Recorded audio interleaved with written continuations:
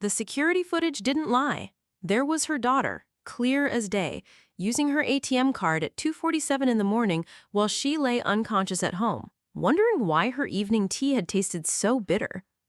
Before we jump back in, tell us where you're tuning in from, and if this story touches you, make sure you're subscribed, because tomorrow I've saved something extra special for you. Margaret Chen had always prided herself on being a light sleeper. 23 years of single motherhood had trained her ears to catch every creak in the floorboards, every whispered phone call, every subtle sound that might signal trouble. So when she woke up that Tuesday morning feeling like she'd been hit by a freight train, her first instinct wasn't to reach for coffee, it was to check her purse. Her wallet sat exactly where she'd left it on the kitchen counter, but something felt wrong. The leather bifold seemed lighter somehow, though all her credit cards appeared to be in their usual slots. Margaret shook her head, attributing the paranoia to another restless night. At 56, her body didn't bounce back from poor sleep the way it used to, and running a small accounting firm in downtown Portland demanded every ounce of mental clarity she could muster. The morning routine proceeded as usual, coffee first, then a quick scan of overnight emails before her 7:30 shower. Margaret had built her life around predictable patterns, finding comfort in the steady rhythm of responsibility that had carried her through 2 decades of raising Sophia alone. Her ex-husband had vanished when their daughter turned 3, leaving behind nothing but debt and broken promises. Margaret had learned to find strength in structure, security in systems that couldn't abandon her. But systems, she would soon discover, could be manipulated by those who knew them best. The first sign of trouble came not from her missing money, but from her missing energy. Margaret found herself struggling to focus during her 9 o'clock client meeting, her thoughts swimming through a fog that no amount of caffeine seemed to clear. By noon, she'd made 3 calculation errors on a tax return that should have been routine, and her assistant, Jennifer, had started giving her concerned glances. "Maybe you should head home early today," Jennifer suggested gently, noting the dark circles under Margaret's eyes. "You've been working 12-hour days for weeks. Your body might be telling you to slow down." Margaret almost accepted the suggestion. Almost. But something nagging at the back of her mind kept her planted in her desk chair, fingers hovering over her computer keyboard. The feeling wasn't exhaustion, it was something deeper, more unsettling, like waking up in a room where someone had moved all the furniture just slightly to the left. At 3:15 that afternoon, her phone buzzed with a text message that would change everything. It was from First National Bank, her primary checking account. The automated message was sterile, professional, and devastating in its simplicity. "Your account ending in 4721 has been accessed for a withdrawal of $3,000 at ATM location number 4402. If this transaction was not authorized by you, please contact us immediately." Margaret stared at the screen, reading the message 3 times before its meaning fully registered. $3,000, withdrawn at 2:47 a.m., while she was sleeping off whatever had made her feel so strange the night before. Her hands trembled as she dialed the bank's fraud department, but even as she waited on hold, pieces of a horrible puzzle were clicking into place. The bitter taste in her evening chamomile tea, the way she'd fallen asleep so suddenly, so deeply, despite her usual insomnia.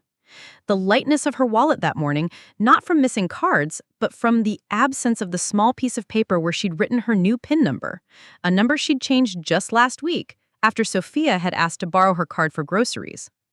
"Ms. Chen, this is David with First National Fraud Protection. I see you're calling about the early morning withdrawal on your account."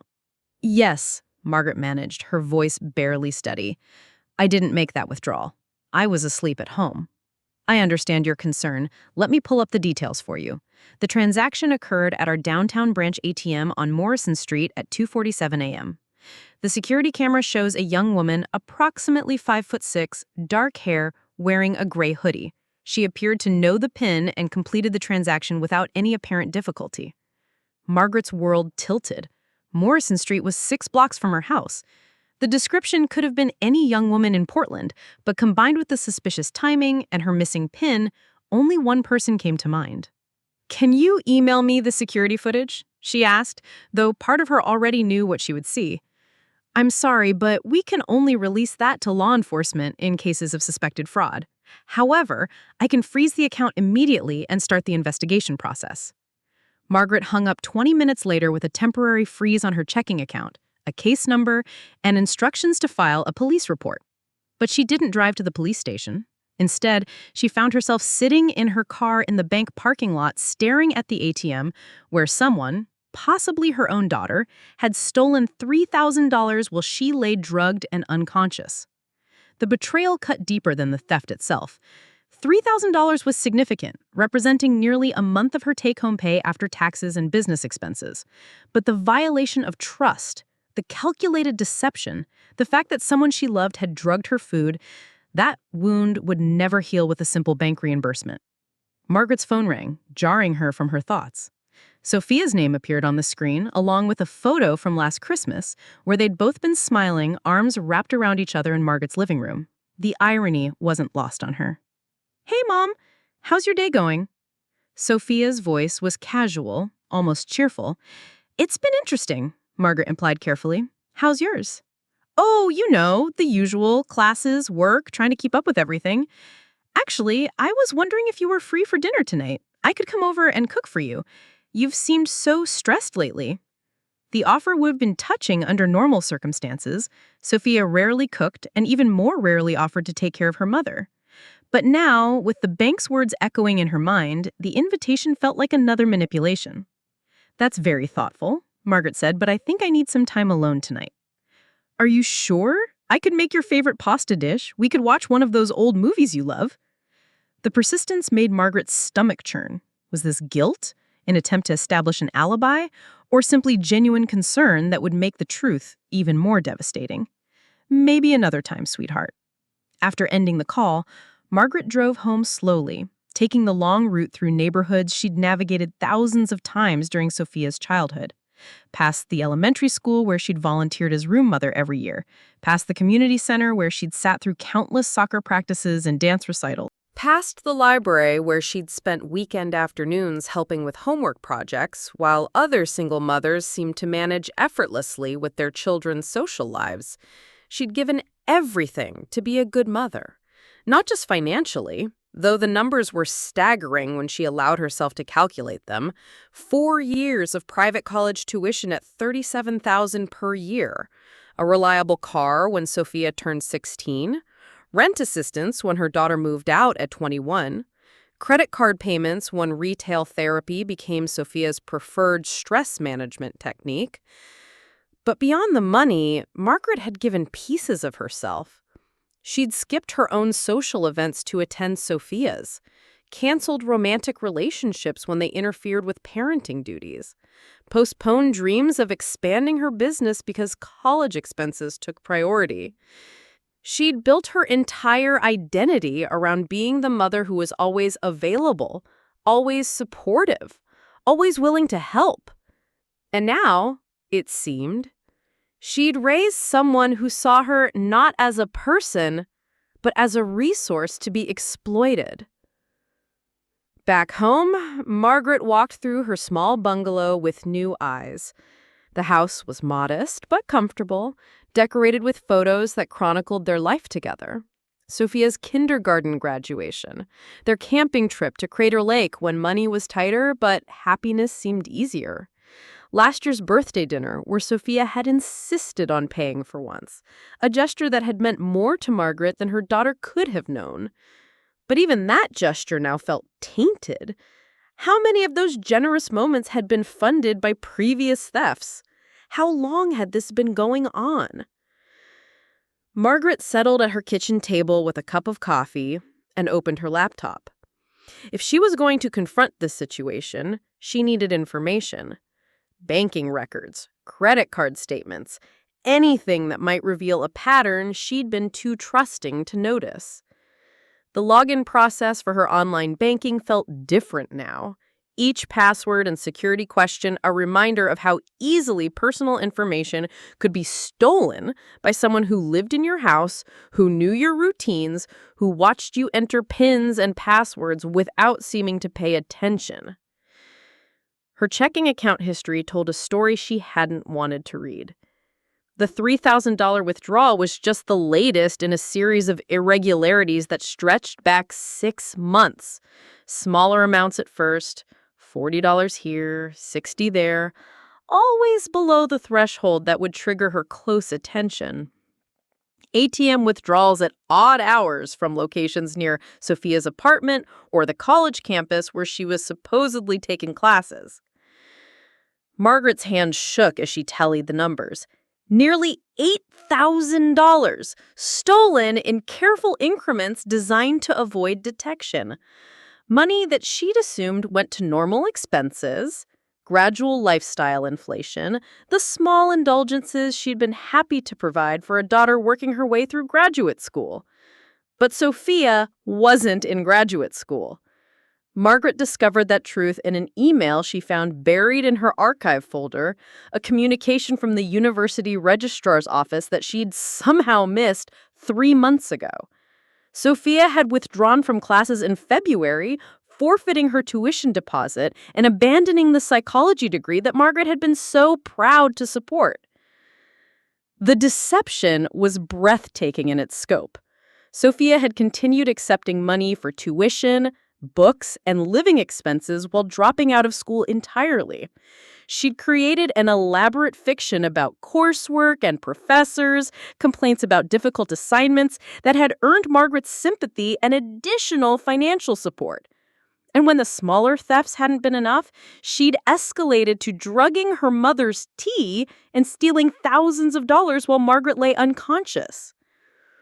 The full weight of betrayal settled over Margaret like a physical presence, pressing down on her shoulders and making it difficult to breathe. This wasn't a mistake or a moment of poor judgment.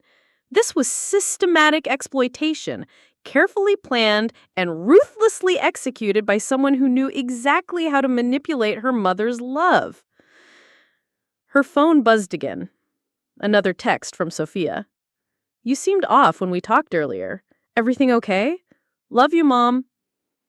Margaret stared at the message for a long time, noting how the words that should have brought comfort now felt like additional lies. How many times had Sophia said, "Love you," while planning the next theft? How many expressions of concern had been reconnaissance missions, gathering information about Margaret's schedule and vulnerabilities? She didn't respond to the text. Instead, she opened a new browser window and began researching security camera systems for homes. If Sophia could use technology to steal from her, Margaret could use it to protect herself. But even as she browsed cameras and alarm systems, Margaret knew that no amount of security could address the real damage that had been done. Sophia hadn't just stolen money, she'd stolen Margaret's ability to trust her own judgment, to believe in the relationship they'd built together, to feel safe in her own home. The evening stretched ahead, filled with decisions that would reshape both of their lives. Margaret could call the police, file charges, and watch her daughter face the legal consequences of theft and drugging. She could confront Sophia directly, demanding explanations and repayment while trying to salvage some version of their relationship. Or she could do nothing, continuing to enable the behavior while pretending not to know the truth. But as Margaret sat in her kitchen surrounded by the evidence of systematic betrayal, she realized that doing nothing was no longer an option. 23 years of single motherhood had taught her many things, but the hardest lesson was still ahead. Sometimes loving someone means stopping them from destroying both of your lives. The bank's fraud department would want to press charges. Margaret's insurance company would demand a police report. The legal system would treat this as a straightforward case of theft and possibly assault, given the drugging. But for Margaret, the stakes were infinitely more complex. She was about to lose her daughter, one way or another. The question wasn't whether the relationship could survive this revelation. It couldn't, not in its current form. The question was whether Margaret had the strength to enforce consequences that might save them both, or whether 23 years of putting Sophia's needs first had left her incapable of protecting herself when it mattered most. As darkness fell outside her kitchen window, Margaret made a decision that would change everything.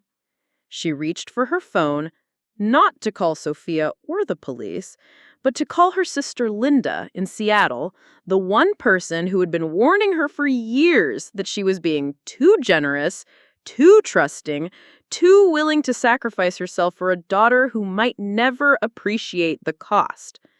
"Linda," she said when her sister answered, "I need your help, and you're going to want to sit down for this."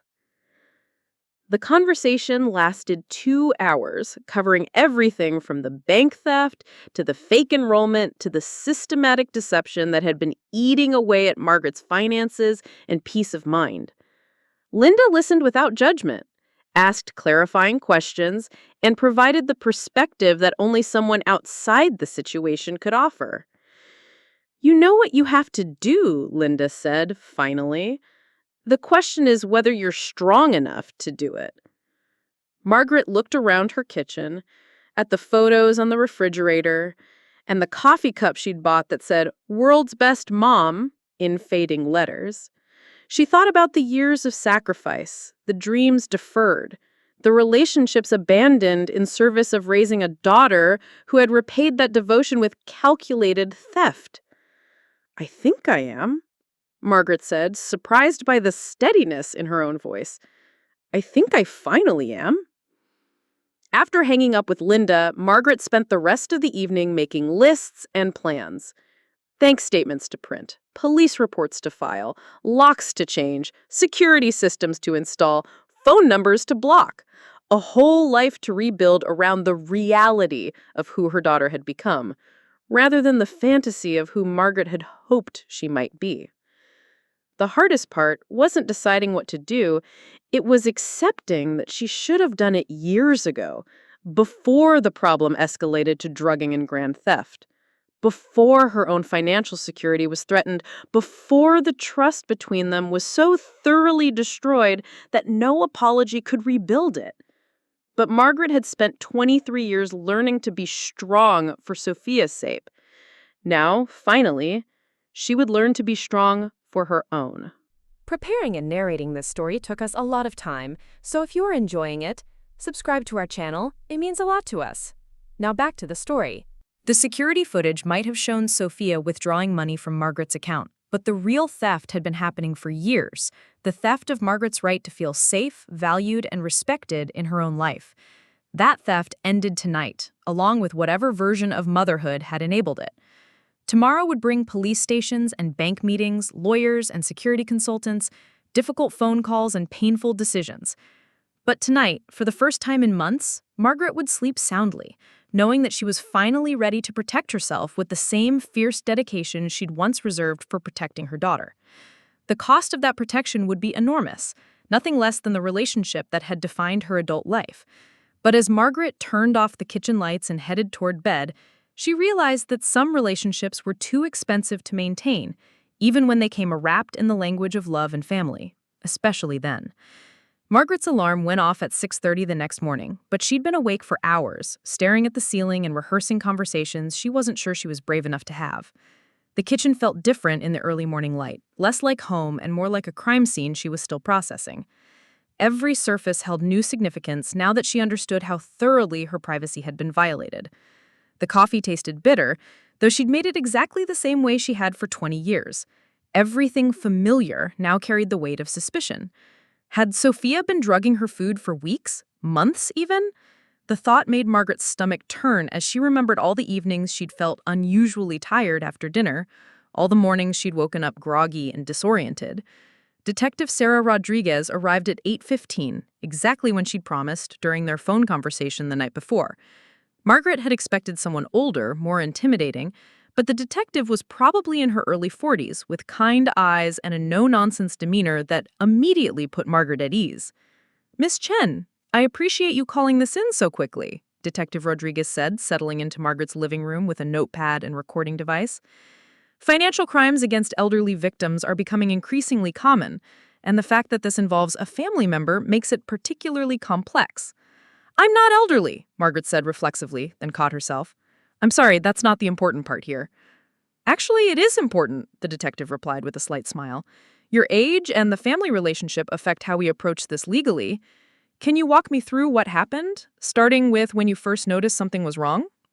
Margaret told the story methodically, beginning with the strange fatigue and bitter tea, moving through the bank notification and her discovery of the months-long theft pattern. Detective Rodriguez took careful notes, asking clarifying questions about dates, amounts, and Sophia's access to Margaret's personal information. The security footage from the bank will be crucial evidence. Based on your description and the timeline, we're looking at charges of theft in the first degree, identity theft, and potentially assault in the fourth degree for the drugging.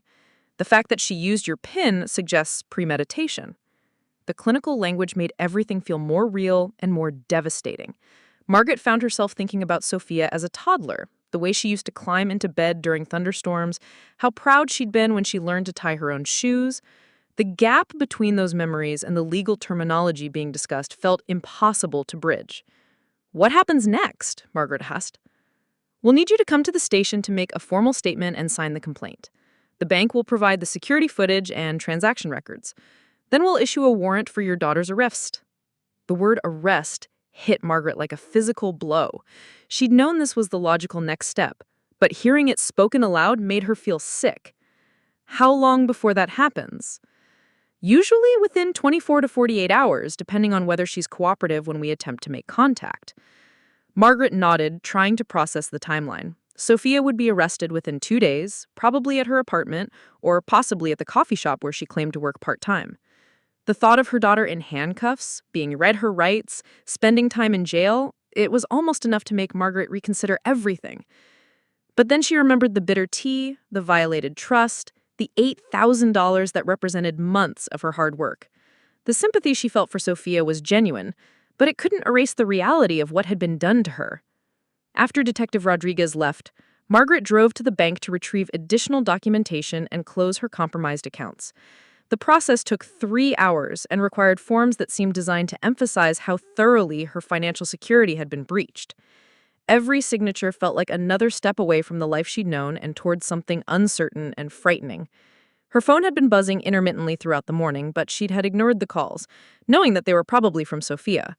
When she finally checked her messages during the drive home, she found 6 missed calls and a series of increasingly frantic texts. The first message, sent at 9:30, was casual. "Good morning, Mom. Hope you slept well. Coffee later?" By noon, the tone had shifted. "Haven't heard back from you. Everything okay? Call me when you get this." The final message, sent just 20 minutes ago, carried an edge of desperation. "Mom, I'm really worried. This isn't like you to not respond. I'm coming over." Margaret's hands tightened on the steering wheel. She wasn't ready for this confrontation, wasn't sure she ever would be. But Sophia was probably already on her way, and delaying the inevitable would only make everything harder. She arrived home to find Sophia's Honda Civic already parked in the driveway. Through the living room window, she could see her daughter sitting on the front steps, checking her phone with the distracted urgency of someone accustomed to immediate responses. 24 years old, beautiful in the effortless way that youth provided, Sophia looked nothing like a criminal. She looked like every mother's dream of a successful daughter, educated, articulate, poised. The cognitive dissonance was overwhelming. "Mom!" Sophia jumped up as Margaret approached, her face bright with relief. "There you are. I was getting really worried when you didn't answer my calls. Are you feeling okay? You seemed so tired yesterday." The appearance did genuine, which somehow made everything worse. Margaret found herself studying Sophia's face for signs of deception, guilt, or fear, but saw nothing but the familiar features that had defined her world for over 20 years. This was the face that had smiled at Christmas mornings, cried over failed relationships, beamed with pride at college graduation. How could it belong to someone who had drugged her food and stolen thousands of dollars? When did you find out? The performance was flawless. If Margaret hadn't seen the bank records, hadn't spoken to Detective Rodriguez, hadn't connected the dots between the drugged tea and the missing money, she would have accepted Sophia's shock as genuine. Her daughter had apparently been practicing these reactions for months. "About $8,000 total," Margaret said, "over the past 6 months." "8,000?" Sophia's voice rose with apparent outrage. "Mom, this is identity theft. You need to call the police immediately. Do you have any idea who might have access to your personal information?" The question hung in the air between them, loaded with implications that only Margaret fully understood.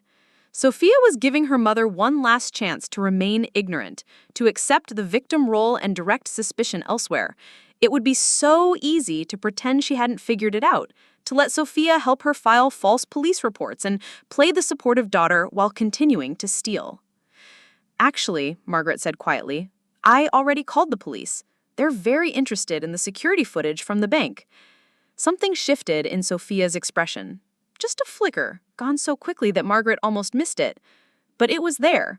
A moment of calculation, of fear, of someone realizing their carefully constructed lie was about to collapse. Security footage? Well, that's good. They'll be able to see whoever did this. Sophia's voice remained steady, but she'd taken a small step backward, increasing the distance between them. The footage shows a young woman using my ATM card at 2:47 in the morning, Margaret continued. About 5'6", dark hair, gray hoodie. Does that description remind you of anyone? The silence stretched between them like a chasm. Margaret watched her daughter's face cycle through options: denial, confusion, anger, and finally, a cold calculation that was more terrifying than any emotional outburst would have been. Mom, Sophia said slowly, you're not seriously suggesting that the tea tasted bitter Tuesday night. I fell asleep so deeply that I didn't hear you leave the house or come back. And when I woke up, I felt like I'd been drugged. Sophia's composure finally cracked. You think I drugged you? Mom, that's insane. You've been working too hard. You're paranoid and exhausted. Maybe you should see a doctor about these accusations you're making. The gaslighting was expert level, designed to make Margaret question her own perceptions and judgment. Under normal circumstances, it might have worked. Margaret had always been quick to doubt herself, to assume she was overreacting or misunderstanding situations. But the bank records didn't lie, and neither did the police detective who was already building a case. I've seen the withdrawal records, Sophia. Every ATM transaction for the past 6 months. The amounts, the locations, the times, all of them match your schedule, your neighborhood, your habits. Correlation isn't causation, Mom. Just because someone was stealing from you in areas where I spend time doesn't mean... You withdrew from school in February, Margaret said, cutting off the explanation. But you've been taking money for tuition and living expenses every month since then. Where did that money go? This revelation hit its target. Sophia's face went pale, and for the first time since the conversation began, she appeared genuinely speechless. The college withdrawal was information she hadn't expected Margaret to discover, a piece of evidence that unraveled months of elaborate deception. I can explain that, Sophia said finally, but her voice lacked conviction. I'm sure you can. You've gotten very good at explaining things, but I'm done listening to explanations. Margaret moved toward the kitchen, needing distance and activity to process the conversation. Sophia followed, her movement more urgent now, the casual confidence replaced with something approaching panic. Mom, please, let me tell you what really happened. What really happened is that you've been stealing from me for months. You drugged my tea and stole $3,000 while I was unconscious. You lied about school, about work, about everything. Margaret's voice was gaining strength as she spoke, each word reinforcing her resolution. I was going to pay it back, Sophia said desperately. I got into some financial trouble and I panicked. I knew you'd help me if I asked, but I was embarrassed about dropping out of school. I thought I could handle it myself and replace the money before you noticed. The admission was partial, but significant. Sophia had essentially confessed to the theft while trying to frame it as a temporary borrowing arrangement gone wrong. But the drugging remained unaddressed, and the systematic nature of the stealing suggested something far more calculating than emergency borrowing. You drugged me, Margaret said simply. You put something in my tea to make me unconscious so you could steal from me without interruption. That's not borrowing. That's assault. I give you a sleeping pill. Sophia's composure shattered completely. Half of one of my old anxiety medications. You've been so stressed lately, and I thought it would help you sleep better. I didn't know you'd connect it to... She stopped abruptly, realizing she'd just confessed to drugging her mother. You didn't know I'd connect your drugging me with the money being stolen the same night? Margaret's voice was dangerously quiet. What exactly did you think would happen when I discovered thousands of dollars missing from my account? Sophia was crying now, but Margaret noticed that the tears seemed more frustrated than remorseful. This wasn't the breakdown of someone consumed by guilt. It was the anger of someone whose carefully constructed lie was about to collapse. You don't understand the pressure I'm under, Sophia said through her tears. I borrowed money to pay for things. Credit cards, personal loans. When I couldn't keep up with the payments, I borrowed from other sources. People who aren't as understanding as banks. The picture was becoming clearer and more horrifying. Sophia hadn't just been stealing to fund a lifestyle. She'd gotten involved with dangerous creditors and had been using Margaret's money to manage debts that could potentially threaten both their safety. "How much do you owe?" Margaret asked. "It doesn't matter now. The police are involved, so everything's ruined anyway." The self-pity in Sophia's voice was breathtaking.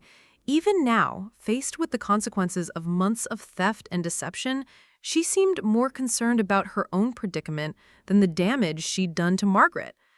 "The police are involved because you committed multiple felonies," Margaret said, "not because I wanted to ruin your life." "Then don't press charges," Sophia said quickly, sensing an opening. "We can work this out ourselves. I'll get the money back to you and we can figure out a payment plan for the rest. But if you let this go through the legal system, I'll have a criminal record. It'll destroy my future." Margaret had been expecting this moment, the plea for mercy that would test every instinct she'd developed as a mother. 24 years of wanting what was best for Sophia, of protecting her from consequences, of believing that love and support could fix any problem. This was the ultimate test of whether she could prioritize her own well-being over her daughter's immediate comfort. "Your future was destroyed when you decided to drug me and steal from me. I can't undo those choices for you. You're going to send your own daughter to jail over money?" The question was designed to trigger guilt, to make Margaret feel like the villain in a story where she was clearly the victim. It was manipulative in exactly the way that it had worked for years, appealing to Margaret's deepest insecurities about her worthiness as a mother. But something had changed in Margaret during the past 24 hours. Maybe it was the support she'd received from Detective Rodriguez and her sister Linda. Maybe it was seeing the theft amounts calculated in black and white. Or maybe it was simply exhaustion. 24 years of putting Sophia's needs first had finally depleted her reserves of maternal guilt. "I'm not sending you to jail," Margaret said calmly. "You sent yourself to jail when you chose to commit felonies. I'm just refusing to protect you from the consequences." Sophia's tears intensified, but Margaret noticed they were accompanied by a hardening around her daughter's eyes. The mask of remorse was slipping, revealing something calculating and cold underneath. "Fine," Sophia said, her voice taking on a bitter edge. "If that's how you want to play this, don't expect me to make it easy for you.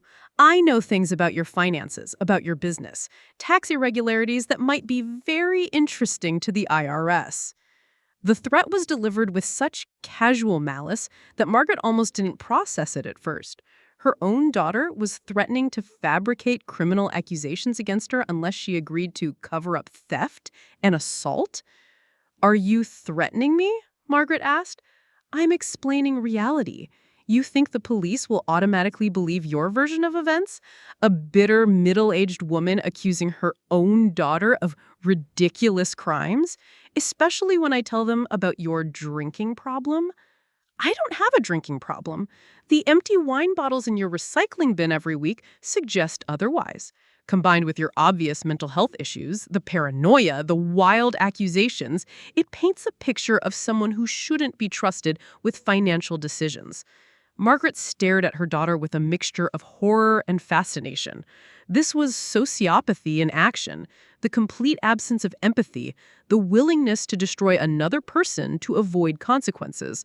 Sophia wasn't just stealing money, she was systematically trying to undermine Margaret's credibility and mental health. "Get out," Margaret said quietly. "What?" "Get out of my house. Right now." "Mom, you're being ridiculous. We need to talk through this like adults." Adults don't drug their parents and steal thousands of dollars. Adults don't threaten their victims when they get caught. Adults take responsibility for their actions. Margaret's voice was growing stronger with each word. "You are not an adult. You're a predator who happens to be my daughter." Sophia's expression shifted once more, settling into something Margaret had never seen before. Pure hatred. Not anger or disappointment or fear, but genuine contempt for the woman who had sacrificed everything to raise her. "You always thought you were such a good mother, but look how I turned out. Maybe the problem isn't me. Maybe the problem is that you raised a daughter who learned that love means getting everything handed to you without consequences. The psychological warfare was sophisticated and brutal. Sophia was attempting to make Margaret blame herself for the theft and manipulation, to accept responsibility for creating the very monster that was now destroying her life. But Margaret had learned something crucial during her conversation with Detective Rodriguez. Criminals often tried to shift blame to their victims, especially in family situations where guilt and love could be weaponized. The problem, Margaret said, walking toward the front door, is that I didn't set boundaries soon enough, but I'm setting them now. You can't just kick me out. This is my home, too. No, it isn't. This is my home that I paid for with money I earned through my own work. You're an adult with your own apartment, which I've been helping to subsidize while you stole from me. Margaret opened the front door and stood beside it, making her expectations clear. Sophia remained in the kitchen, apparently unwilling to accept that the conversation was over. If you don't leave voluntarily, I'll call the police and ask them to escort you out. Given that there's already a warrant being prepared for your arrest, I don't think you want additional contact with law enforcement right now. The mention of the warrant finally motivated Sophia to move. She walked toward the door slowly, her expression cycling through various emotions as she searched for a final manipulation that might change the outcome. This is a mistake, Mom. Once you calm down and think rationally, you'll realize we can work this out. But if you follow through with pressing charges, there's no coming back from that. Our relationship will be over forever. Our relationship ended when you drugged me. Everything since then has just been me figuring out that it was already over. Sophia paused in the doorway, close enough that Margaret could smell her familiar perfume and see the freckles she had inherited from her father. For a moment, she looked exactly like the little girl who used to curl up in Margaret's lap during bedtime stories, and Margaret felt her resolve waver. But then Sophia spoke again, her voice carrying one final threat wrapped in the language of concern. I hope you know what you're doing, Mom, because when this all comes out in court, everyone's going to know what kind of mother raises a daughter who steals from her. Everyone at your work, your neighbors, your clients, they'll all wonder what you did wrong. The cruelty was breathtaking, but it also confirmed everything Margaret needed to know about who her daughter had become. This wasn't a good person who had made bad choices. This was someone fundamentally damaged, who viewed relationships as opportunities for exploitation. Goodbye, Sophia, Margaret said, closing the door.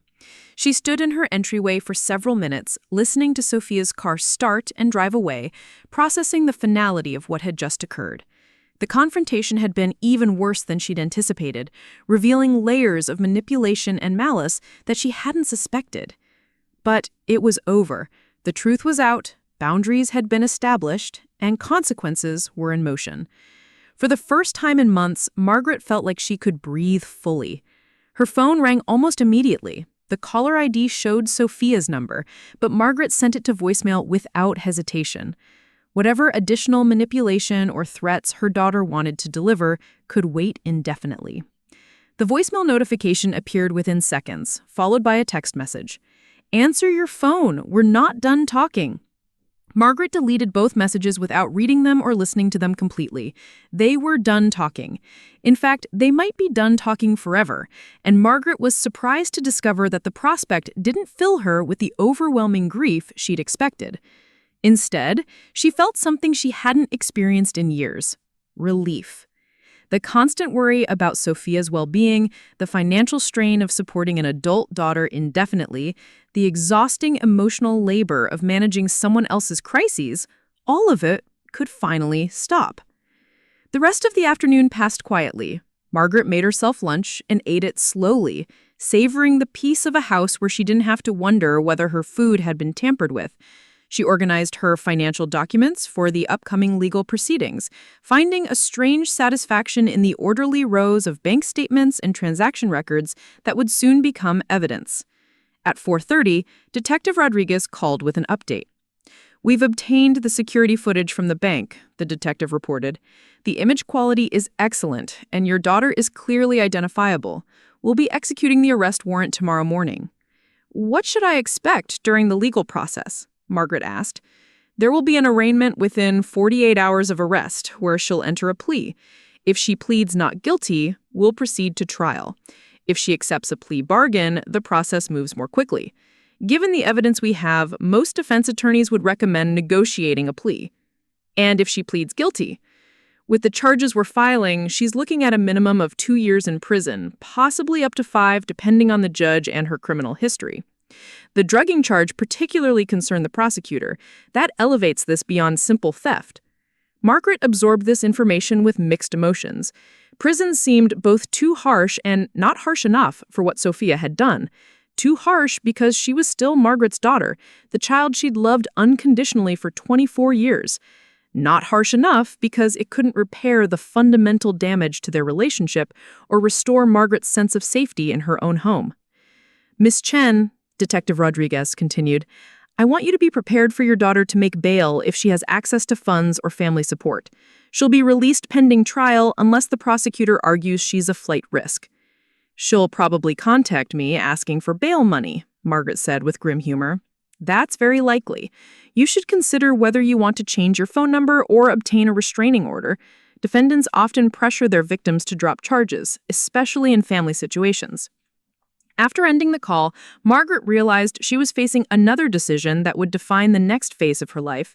She could maintain her current phone number and address, enduring whatever manipulation and pressure Sophia might apply, or she could take proactive steps to protect herself from further contact, essentially cutting all ties with her daughter permanently. The choice should have been difficult, but Margaret found herself already drafting an email to her phone company about changing her number.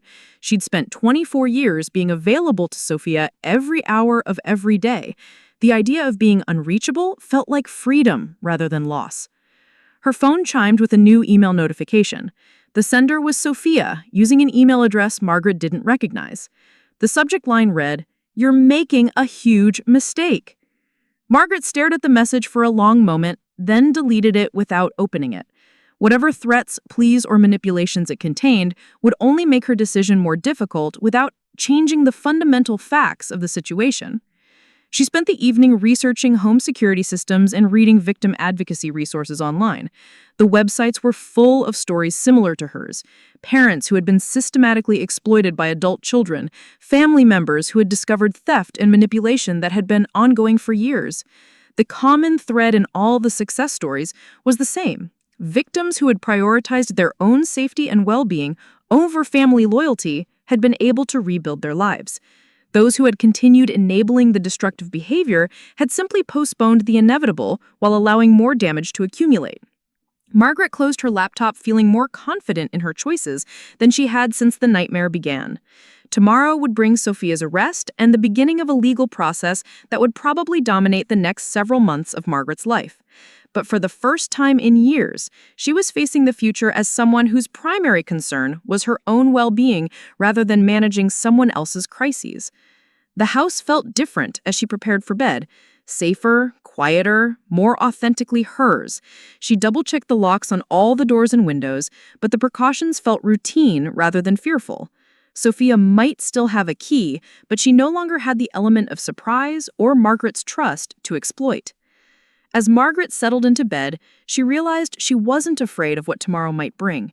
For 24 years, her greatest fear had been failing as a mother, letting Sophia down, not providing enough support and guidance to help her daughter succeed.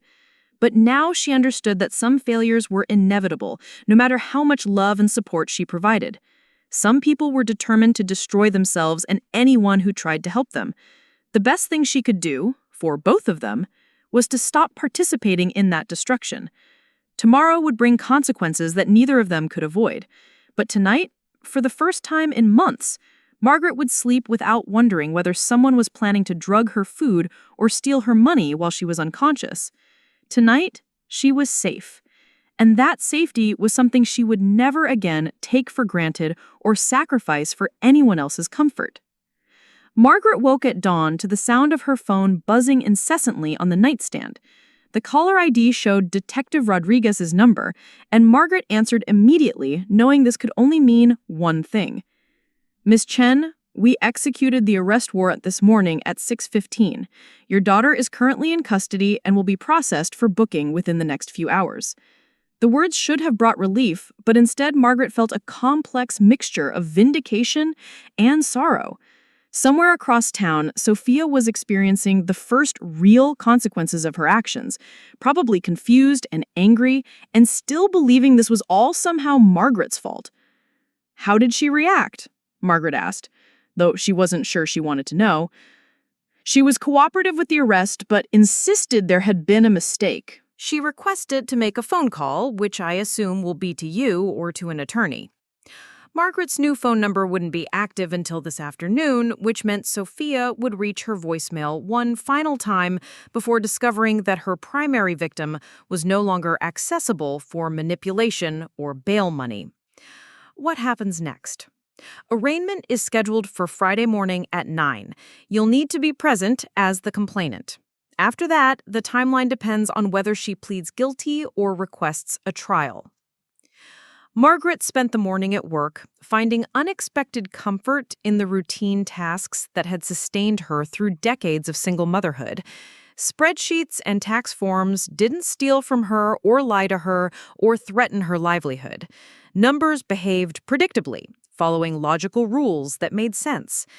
Jennifer noticed the change in her demeanor immediately. "You seem different today," her assistant observed during their weekly planning meeting. "More focused. Did you resolve those banking issues?" "I'm working on it," Margaret replied diplomatically. The full story would become public knowledge soon enough when local media picked up the arrest record, but for now she preferred to maintain some privacy around the situation. At 11:30, her old phone rang with a call from the county jail. Margaret declined the call and immediately blocked the number. Sophia had apparently discovered that her mother was serious about cutting contact and was already attempting to negotiate from custody. The next call came 20 minutes later from a number Margaret didn't recognize. "Miss Chen, this is attorney David Walsh. I've been retained to represent your daughter in the charges that were filed yesterday. I was hoping we could discuss the possibility of reaching an agreement that would be beneficial for both parties." Margaret had been expecting this call. Defense attorneys in family cases always tried to convince victims to drop charges or accept restitution in lieu of prosecution. It was often easier than defending the indefensible, especially when the evidence was overwhelming. "I'm not interested in any agreements," Margaret said calmly. "I understand this is an emotional situation, but consider the long-term implications. Your daughter is young, she has no prior criminal record, and a conviction will follow her for the rest of her life. Surely there's a way to resolve this that doesn't involve destroying her future." The manipulation was subtler than Sophia's direct approach, but Margaret recognized the same underlying assumption, that her role was to protect her daughter from consequences rather than protect herself from further victimization. "Mr. Walsh, your client drugged me and stole $8,000 over the course of 6 months. Her future was destroyed by her own choices, not by my decision to report crimes to the police." The drugging allegation is particularly concerning because it's essentially impossible to prove after the fact. Without blood tests taken immediately after the incident, it becomes a matter of your word against hers. The prosecution may have difficulty establishing that element of the case. Margaret realized he was fishing for information about her evidence and her willingness to testify.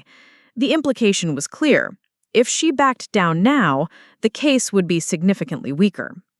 Detective Rodriguez seemed confident about the evidence when we spoke this morning. "You'll need to discuss the strength of the case with the prosecutor, not with me." "Of course. I just want you to understand that this process will be difficult for everyone involved. Court proceedings are public record, and your family situation will be subject to scrutiny. Sometimes it's better to handle these matters privately." The veiled threat was almost identical to Sophia's warning about public embarrassment, just delivered with more professional language. Margaret was beginning to understand that the entire criminal justice system was designed to pressure victims into accepting less than justice for the sake of convenience and family harmony. Mr. Walsh, are you suggesting that I should allow someone to continue committing crimes against me because prosecution might be inconvenient? Not at all. I'm simply trying to find a solution that serves everyone's interests. My interests are served by ensuring that your client faces appropriate consequences for her actions. If that's inconvenient for her, she should have considered that before drugging me and stealing my money. After ending the call, Margaret felt a surge of confidence that surprised her. 6 months ago, she would have been intimidated by an attorney's veiled threats and guilt-inducing language. But the past week had taught her to recognize manipulation regardless of how professionally it was packaged. Her new phone arrived that afternoon, along with a security system that would monitor all entry points to her house. The technician who installed the cameras was a middle-aged woman named Carol, who had worked in home security for 15 years. "Family situations?" Carol asked, noting the specific placement requests Margaret had made.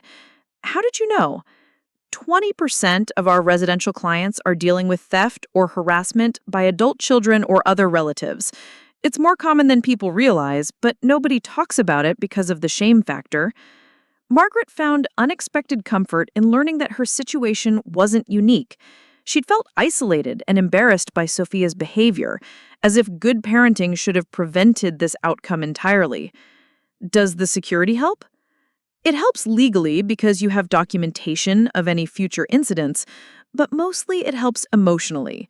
Victims tell me they sleep better knowing they'll have advance warning if someone tries to access their property. That evening, Margaret activated her new phone number and systematically updated her contact information with banks, clients, and essential services. The process felt ceremonial, like shedding an old identity that had been built around availability and vulnerability.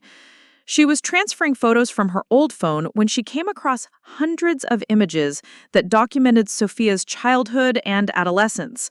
Birthday parties, Christmas mornings, school events, family vacations that had stretched Margaret's budget, but had seemed essential for creating positive memories. Looking at the photos now, Margaret could see patterns she'd missed at the time. Even as a child, Sophia had displayed an entitled expectation that her desires would be fulfilled regardless of cost or inconvenience. Margaret had interpreted this as confidence, as healthy self-esteem that would serve her daughter well in adulthood. But confidence built on unlimited parental indulgence wasn't actually confidence at all. It was a fundamental misunderstanding of how the world worked. Margaret had inadvertently taught Sophia that other people existed to meet her needs, that resources were infinite, and that consequences could always be avoided through emotional manipulation. The realization was devastating, but also liberated. She hadn't failed as a mother because she'd been too harsh or unsupportive. She'd failed because she'd been too permissive, too willing to sacrifice her own well-being to maintain her daughter's comfort. Margaret deleted the photos methodically, keeping only a few from Sophia's earliest years before the entitled behavior had fully developed. It felt like editing her own history, removing the evidence of years spent enabling destructive patterns while believing she was demonstrating love. Friday morning arrived with the gray drizzle that characterized Portland's autumn weather. Margaret dressed carefully for the arraignment, choosing professional clothing that would convey competence and stability. She learned from online research that victim credibility was often challenged in family cases, with defense attorneys suggesting that accusers were mentally unstable or financially motivated. The courthouse was an imposing concrete structure that made Margaret feel simultaneously protected and intimidated. She'd never been inside before, never imagined that her relationship with her daughter would require legal intervention. Detective Rodriguez met her in the lobby, looking professional and reassuring in a way that helped settle Margaret's nerves. "How are you holding up?" the detective asked as they walked toward the courtroom. "Better than I expected," Margaret answered honestly. "I keep waiting to feel guilty about this, but mostly I just feel relieved. That's normal. Family members who press charges often experience guilt, but it usually subsides as they realize they've protected themselves and potentially prevented future victims. They entered a courtroom that was smaller and more mundane than Margaret had expected from television dramas. The judge appeared to be in her 50s, with gray hair and a no-nonsense demeanor that suggested extensive experience with criminal proceedings. Sophia was let in wearing an orange jumpsuit that made her look younger and more vulnerable than she had during their confrontation. Margaret felt a pang of maternal sympathy, quickly followed by a reminder of what had brought them to this point. Attorney Walsh stood beside Sophia, whispering what appeared to be last-minute instructions. When their eyes met across the courtroom, Sophia's expression was a mixture of hurt, anger, and calculation that Margaret recognized from their final conversation. Case number 2024 CR 8847, State versus Sophia Martinez Chen, the clerk announced. Hearing Sophia's full name in the formal legal context made everything feel more real and more final. This wasn't a family dispute anymore, it was a criminal proceeding that would be decided by evidence and law rather than emotion and manipulation. Ms. Martinez Chen, you are charged with theft in the first degree, identity theft, and assault in the fourth degree. How do you plead? Attorney Walsh stood to respond. Your Honor, my client pleads not guilty to all charges. Margaret had expected this response, but it still felt like another betrayal. Even faced with overwhelming evidence, Sophia was choosing to force her mother through the trauma of a full trial rather than accepting responsibility for her actions. Very well, bail is set at $50,000 cash or bond. Trial is scheduled for December 15th. Are there any other matters to address? The prosecutor, a serious young man named James Chen, who appeared to be about Sophia's age, requested that bail conditions include no contact with the victim. Your Honor, given that this case involves allegations of drugging and theft within a family relationship, we request that the defendant be prohibited from any direct or indirect contact with the complainant. Judge Harrison agreed immediately, adding the no contact order to Sophia's bail conditions. Margaret felt a wave of relief knowing that legal barriers now reinforced her personal decision to cut contact. As the proceedings concluded, Sophia turned to look directly at Margaret for the first time since entering the courtroom. Her expression was unreadable, but Margaret saw something cold and calculating in her daughter's eyes that confirmed every decision she'd made over the past week. Outside the courthouse, Detective Rodriguez walked Margaret to her car while explaining the timeline for the upcoming trial. The prosecutor is confident about the evidence, but family cases can be unpredictable because juries sometimes struggle with the idea of prosecuting someone for crimes against their own parent. Are you prepared for the possibility that the defense will try to portray you as a vindictive mother? Let them try, Margaret said with surprising conviction. I have bank records, security footage, and 24 years of documented financial support.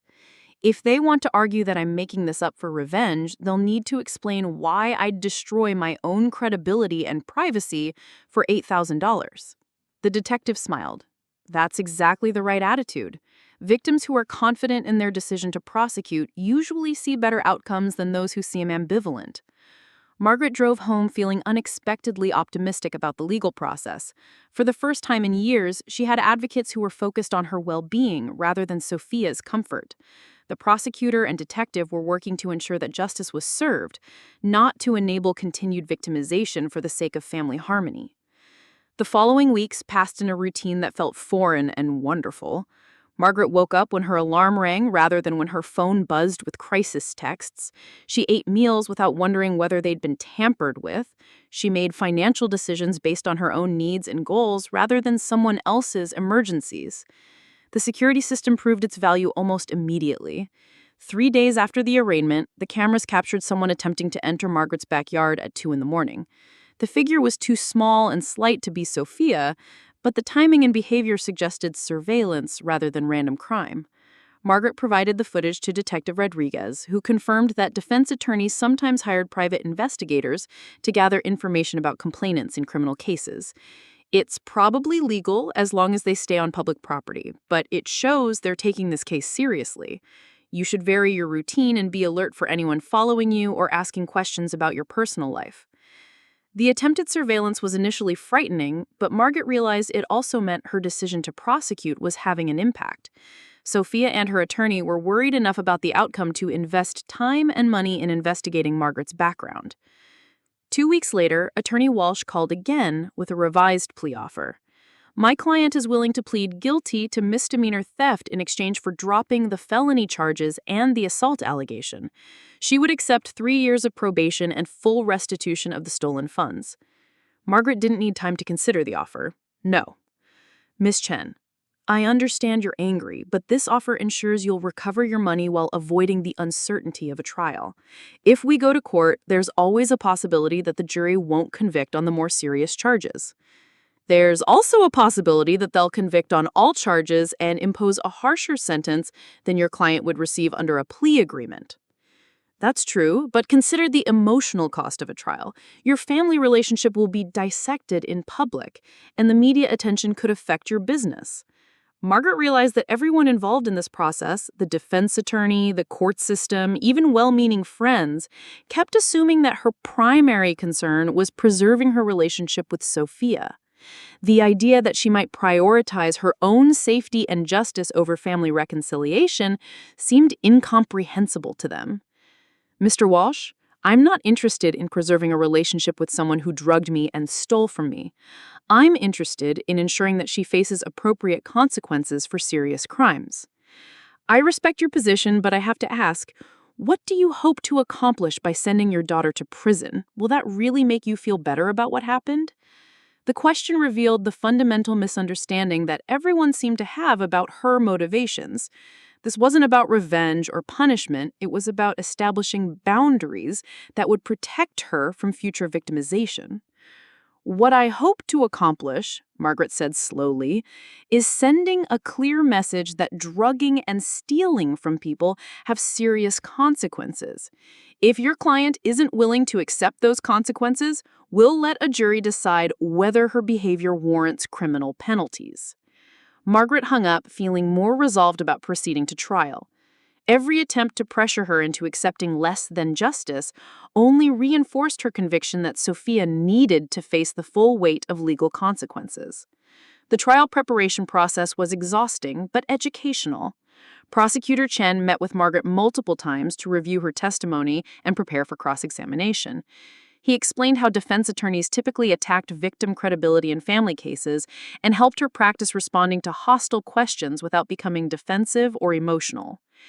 He warned her that the defense would probably suggest that you're fabricating the drugging allegation because it's difficult to prove scientifically. They may also imply that you are a controlling mother who's using the legal system to punish your daughter for normal adult independence. Margaret found these practice sessions empowering rather than intimidating. After months of being manipulated and gaslit by Sophia, it was refreshing to work with someone who treated her perceptions and experiences as valid and important. 3 weeks before the trial, Margaret received an unexpected visitor at her office. She was reviewing quarterly tax filings when Jennifer knocked on her door with an apologetic expression. "There's someone here to see you who says she's a family member. She doesn't have an appointment, but she insisted it was important." Margaret's first thought was that Sophia had violated the no-contact order, but the woman who entered her office was completely unfamiliar. She appeared to be in her early 30s, professionally dressed, with the kind of nervous energy that suggested an uncomfortable mission. "Miss Chen, my name is Lisa Martinez. I'm Sophia's cousin on her father's side." Margaret had heard the name, but had never met any of Sophia's paternal relatives. Her ex-husband's family had cut contact after the divorce, leaving Margaret to raise Sophia without extended family support. "What can I do for you, Lisa?" "I want to apologize for what my cousin did to you, and I want you to know that not everyone in our family thinks you're wrong to press charges." The unexpected support was almost overwhelming. Margaret had assumed that any extended family would automatically side with Sophia, viewing Margaret as vindictive for pursuing criminal charges. "Thank you," Margaret managed. "That means more than you know." Lisa sat down uninvited, her expression serious. "There's something else you should know. Sophia has been reaching out to family members asking for money to pay for her defense and for bail. She's telling everyone that you're mentally unstable and that she only borrowed money she intended to pay back." Margaret wasn't surprised by the continued manipulation, but hearing it confirmed was still painful. But here's the thing, Lisa continued. This isn't the first time she's done something like this. 2 years ago, she stole about $1,500 from our grandmother by using her credit card for online purchases. Grandma never reported it because she was embarrassed, and because Sophia convinced her it was a misunderstanding. The revelation hit Margaret like a physical blow. Sophia's theft wasn't an isolated incident or a recent development. It was part of a pattern that predated their current situation by years. "Why didn't anyone tell me?" Margaret asked. "Because Grandma made us promise not to say anything. She was afraid it would hurt Sophia's relationship with you, and she thought Sophia would outgrow the behavior." Lisa shook her head sadly. "We were all wrong to enable it." Margaret felt a complex mixture of vindication and sorrow. Learning that Sophia had other victims confirmed that her daughter's problems were deeper and more systematic than she'd realized. But it also meant that family members had been aware of criminal behavior and had chosen to hide it rather than intervene. "Will your grandmother testify about what happened to her?" Margaret asked. "She's willing to, if it would help your case. She feels terrible about not speaking up sooner." Margaret provided Lisa with Prosecutor Chen's contact information, explaining that prior bad acts could sometimes be admitted as evidence of pattern and intent. The conversation was brief but transformative, giving Margaret a broader context for understanding Sophia's behavior. After Lisa left, Margaret realized that she'd been operating under the assumption that Sophia's theft was somehow her fault, the result of inadequate parenting or insufficient support. But learning about the grandmother's victimization revealed that Sophia had been making these choices independently, targeting vulnerable family members regardless of how well they'd treated her. That evening, Margaret called her sister Linda to share the new information. "I'm not surprised after hearing about the grandmother incident," Linda said. "I always thought there was something calculating about Sophia, even when she was younger. Remember how she used to manipulate you into buying things by saying other kids at school had them?" Margaret did remember, though she'd interpreted those incidents as normal childhood behavior rather than early signs of manipulative tendencies. "The pattern has probably been developing for years," Linda continued. "You just didn't see it because you were focused on being supportive rather than setting boundaries." The conversation helped Margaret understand that her guilt about Sophia's behavior was misplaced. She'd done everything possible to raise her daughter with love, support, and opportunities. Sophia's choices to lie, steal, and manipulate were independent decisions that reflected her character rather than Margaret's parenting. The trial began on a cold December morning with jury selection that took most of the day. Margaret watched the process with fascination, noting how attorneys from both sides tried to identify jurors who might be sympathetic to their positions. Prosecutor Chen focused on finding jurors who had experience with theft or family financial abuse. Attorney Walsh seemed to prefer older jurors who might be more sympathetic to the idea of family reconciliation over criminal prosecution. The final jury consisted of 8 women and 4 men, ranging in age from mid-20s to early 60s. Margaret felt cautiously optimistic about the composition, especially after noticing that several jurors had nodded sympathetically during voir dire questions about financial crimes. Opening statements began the next morning with Prosecutor Chen presenting a clear, methodical outline of the evidence against Sophia. "Ladies and gentlemen, this case is about trust, betrayal, and the systematic exploitation of a loving mother by her adult daughter. Over the next few days, you will hear evidence that the defendant drugged her mother's tea, stole her ATM card, and withdrew thousands of dollars while her victim lay unconscious. You will see bank records, security footage, and testimony that establish a pattern of theft spanning 6 months." Attorney Walsh's opening was predictably focused on family dynamics and misunderstanding. "This case is a tragedy of miscommunication between a mother and daughter who love each other deeply. My client made mistakes, yes, but those mistakes have been blown out of proportion by a parent who felt abandoned when her daughter moved out and started living independently. The evidence will show that this is a civil matter between family members, not a criminal case warranting felony convictions." Margaret listened to both presentations with detached interest. The facts were clear and documented. Everything else was just competing narratives about what those facts meant. The prosecution's case unfolded over 3 days with methodical precision. Bank representatives testified about the unauthorized withdrawals and provided security footage that clearly showed Sophia using Margaret's ATM card. Detective Rodriguez explained the investigation process and the evidence collected from Sophia's apartment. Margaret's testimony was scheduled for the afternoon of the second day. Prosecutor Chen walked her through the events chronologically, allowing her to tell her story in her own words without interruption. Miss Chen, can you describe your relationship with your daughter prior to these incidents? I thought we had a close relationship. I'd supported her financially throughout her childhood and into adulthood. I was proud of her accomplishments and wanted to help her succeed in life. Did you give her permission to use your ATM card or access your bank accounts? Never. I'd helped her with money many times when she asked, but she never had authorization to take funds without my knowledge. Can you tell the jury about the evening when you believe your tea was drugged? Margaret described the bitter taste, the unusual drowsiness, and the deep sleep that was completely uncharacteristic for her. She explained waking up feeling disoriented and eventually discovering the unauthorized bank withdrawal. Cross-examination was more challenging but less hostile than Margaret had expected. Attorney Walsh focused primarily on suggesting that Margaret's memory of events might be unreliable due to stress and sleep deprivation. Miss Chen, isn't it possible that you simply had a bad night's sleep and that the timing of the bank withdrawal was coincidental? No, Margaret replied firmly. I've struggled with insomnia for years, and I've never experienced anything like what happened that night. The timing of my unusual symptoms and the theft wasn't coincidental. But you have no scientific evidence that you were actually drugged, correct? I have the evidence of my own experience, combined with the fact that someone used my ATM card while I was unconscious. Those facts speak for themselves. The defense case lasted only one day and relied primarily on character witnesses who testified about Sophia's good reputation and potential for rehabilitation. Sophia herself chose not to testify, probably on her attorney's advice, given the strength of the evidence against her. The prosecution's rebuttal included testimony from Sophia's grandmother about the previous theft incident, which established a pattern of financial crimes against family members. This evidence was devastating to the defense's narrative about misunderstanding and family miscommunication.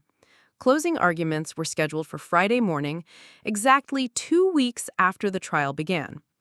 Margaret had attended every day of proceedings, partly to support the prosecution and partly to demonstrate her commitment to seeing justice done.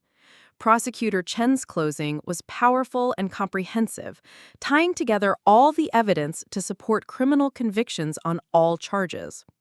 The defendant didn't make a mistake or have a misunderstanding with her mother. She made a calculated decision to drug her victim and steal money while she was unconscious. This wasn't borrowing, it was theft. This wasn't a family dispute, it was assault and robbery. Attorney Walsh's closing focused on mercy and the long-term consequences of criminal convictions for a young person. Yes, my client made poor choices, but sending her to prison won't undo those choices or repair her relationship with her mother. This family has been through enough pain. Give them a chance to heal by finding my client not guilty of these felony charges. The jury deliberated for 6 hours before returning with their verdict. Margaret sat in the courtroom gallery, surrounded by Detective Rodriguez and Prosecutor Chen, waiting to learn whether months of legal proceedings had been worthwhile. On the charge of theft in the first degree, we find the defendant guilty. Margaret felt a surge of vindication, followed immediately by sadness.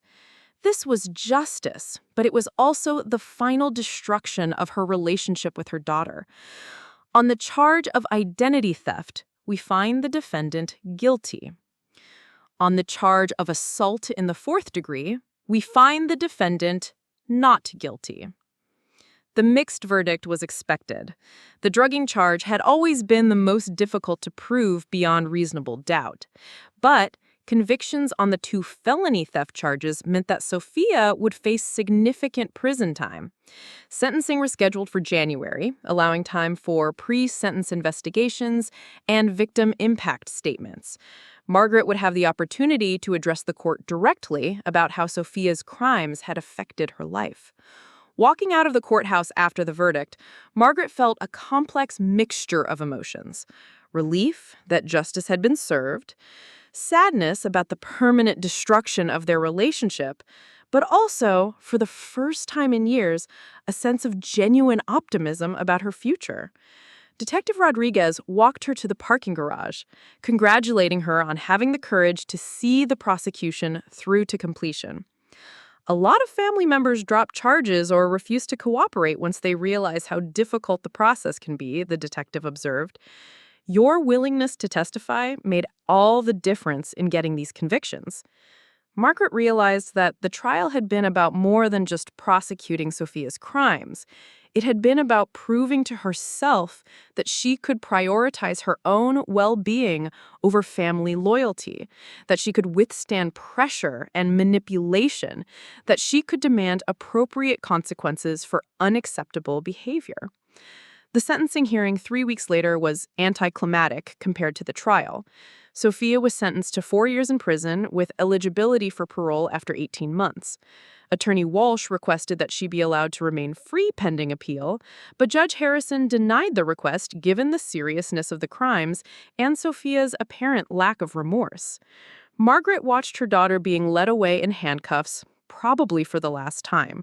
There was no final conversation, no moment of reconciliation or forgiveness, just the clinical process of justice being administered according to law. In her victim impact statement, Margaret had written, "The defendant's crimes caused financial damage that can be repaired, but they also destroyed my ability to trust my own judgment and feel safe in my own home. Those injuries may never fully heal. However, seeing appropriate consequences imposed has helped me begin the process of rebuilding my life around healthier boundaries and relationships." She meant every word. The months following Sophia's incarceration passed quietly and productively. Margaret threw herself into expanding her accounting business, taking on new clients, and finally pursuing the growth opportunities she'd postponed for years while managing Sophia's crises and financial needs. She also began dating for the first time since her divorce, something that seemed impossible while she was constantly managing her daughter's emergencies and financial needs. Robert from her office building asked her to dinner, and Margaret surprised herself by accepting. "You seem different," he observed during their third date. "More confident, more centered. Whatever changes you've made in your life are working." Margaret considered telling him about the trial and Sophia's incarceration, but decided against it. That chapter of her life was closed, and she preferred to focus on the future rather than relitigating the past. 6 months after the sentencing, Margaret received a letter forwarded through the Participazakras. Sophia was apparently not allowed to contact her directly due to the no-contact order, but could communicate through official channels. The letter was 2 pages of manipulation, disguised as apology. Sophia claimed to have learned from her mistakes, expressed gratitude for Margaret's tough love, and requested financial assistance for commissary expenses and legal fees for her appeal. Margaret read the letter once, then fed it through her paper shredder without responding. Some relationships couldn't be repaired, and some people would never stop viewing others as resources to be exploited. But she'd learned to recognize manipulation regardless of how it was packaged, and she'd developed the strength to protect herself from it. A year later, Margaret's life looked completely different. Her business had doubled in size, she was in a committed relationship with Robert, and she'd purchased a larger house in a neighborhood she'd always admired but had never been able to afford while supporting Sophia financially. She thought about her daughter occasionally, usually when news stories covered criminal cases involving family members, but the sharp pain of betrayal had faded into something more manageable. Sadness about what might have been, but acceptance of what actually was. Margaret had learned that some people were capable of change and growth, while others were fundamentally committed to destructive patterns that would continue regardless of support or consequences. The difference wasn't about love or effort, it was about character and choices that no amount of parent sacrifice could control. She'd also learned that protecting herself wasn't selfish or vindictive. It was necessary and healthy. Setting boundaries didn't make her a bad mother. Failing to set them would have made her a perpetual victim. On a sunny Saturday afternoon in late spring, Margaret was working in her garden when she noticed a young woman walking slowly past her house, looking at the address numbers with obvious confusion. The woman was probably in her early 20s, well-dressed but nervous, carrying herself with the tentative posture of someone who wasn't sure they were welcome. "Excuse me," the woman called from the sidewalk. "I'm looking for Margaret Chen." "Margaret Chen. I am Margaret Chen. Can I help you?" "My name is Amanda Walsh. I'm the daughter of David Walsh. He was your daughter's attorney." Margaret's defenses went up immediately. If this was some kind of attempt to pressure me into dropping charges or providing support for Sophia's appeal, it was going to be unsuccessful. "What do you want?" Margaret asked directly. "I want to apologize," Amanda said, stepping closer but remaining respectfully at the edge of Margaret's property. "Not for my father, he was just doing his job, but for the way our family talked about you during the trial." This was unexpected. Margaret had assumed that defense attorneys and their families probably viewed complainants as obstacles to be overcome rather than victims deserving support. "We heard a lot about the case at dinner conversations," Amanda continued. "My father doesn't usually discuss his work, but this case bothered him because he could see that your daughter was guilty, but he was ethically obligated to defend her anyway." Margaret found herself curious despite her initial wariness. "What exactly are you apologizing for?" "For the things we said about family loyalty and forgiveness. For assuming that a good mother would have found a way to work things out privately." Amanda's voice carried genuine remorse. "I'm in college now, studying psychology, and I've learned about financial abuse and manipulation tactics. I realize we were blaming you for being a victim." The apology was so unexpected and genuine that Margaret felt tears forming in her eyes. She'd endured months of being told she was vindictive, mentally unstable, or an inadequate mother. Having someone acknowledge that she'd been the victim rather than the villain was profoundly healing. "Thank you," Margaret said simply. "That means more than you know. I also wanted you to know that your case influenced my father's practice. He's more selective now about the family cases he takes, and he's more sensitive to victims' rights issues."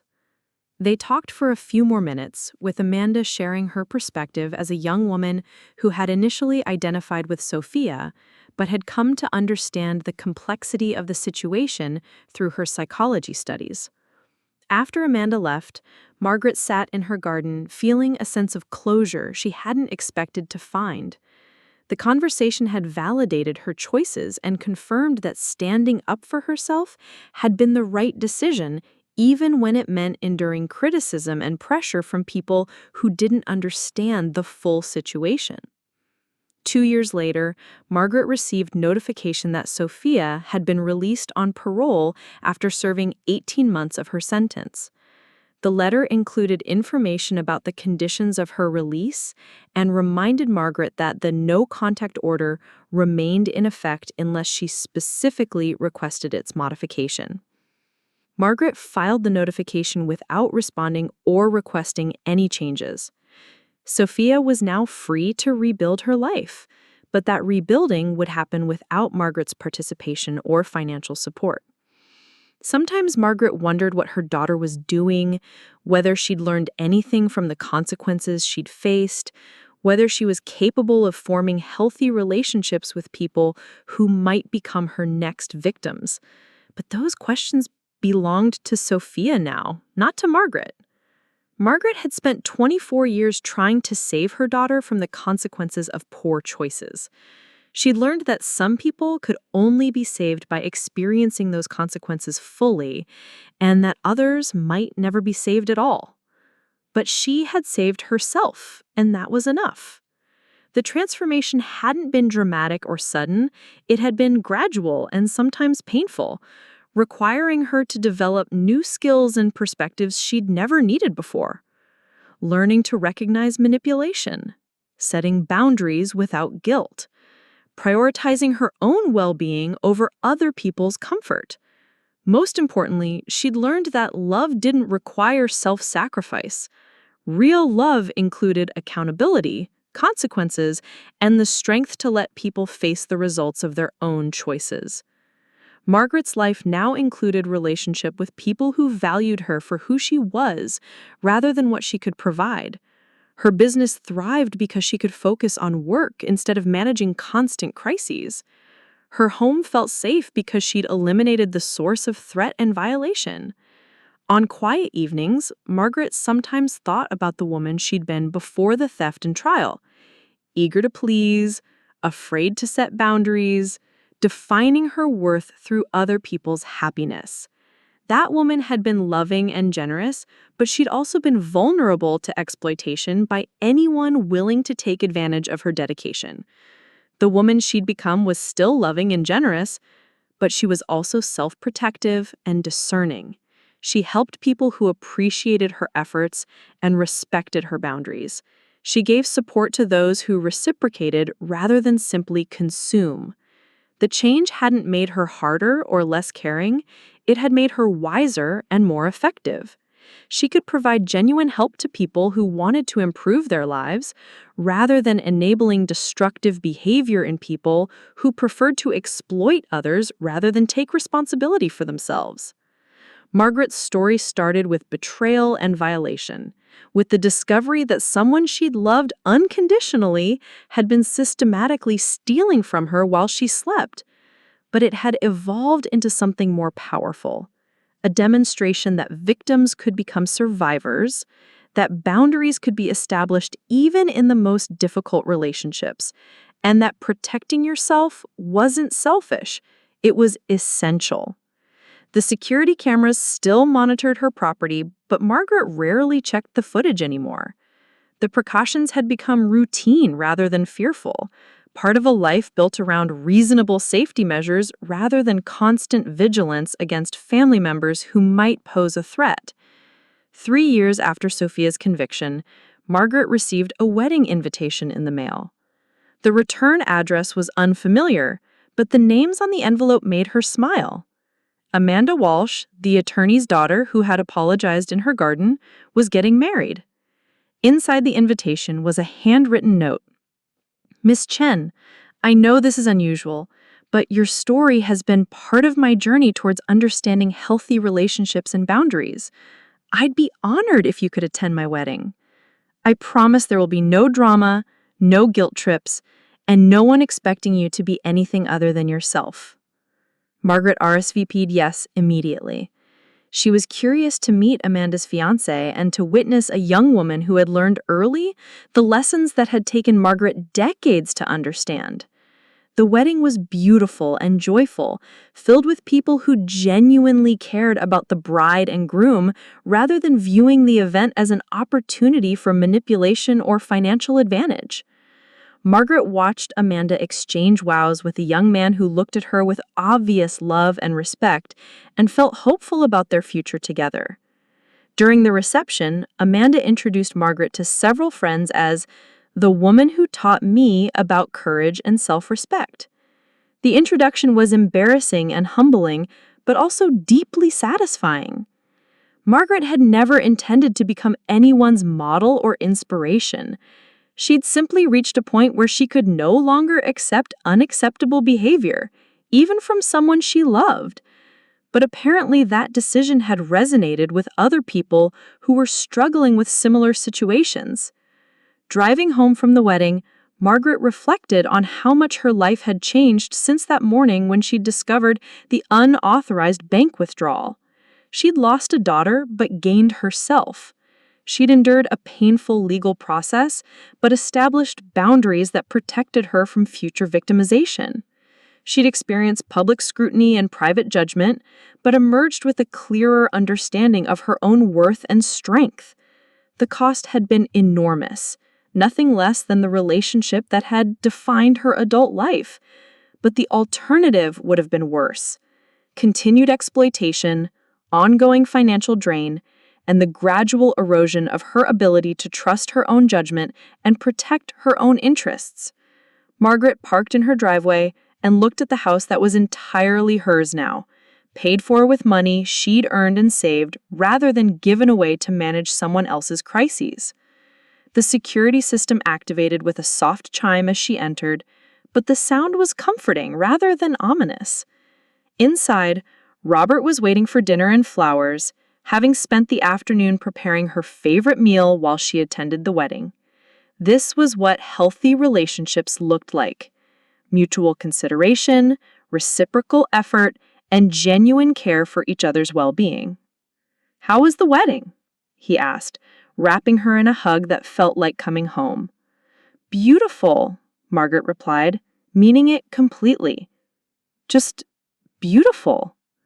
That night, as she settled into bed beside someone who valued her presence rather than her financial resources, Margaret realized that she had finally learned the most important lesson of her adult life. You don't have to set yourself on fire to keep other people warm. Sometimes the most loving thing you can do is to stop enabling destructive behavior, even when that means allowing people you care about to face the consequences of their choices. Sometimes protection requires separation, and sometimes healing requires the courage to choose your own well-being over someone else's comfort.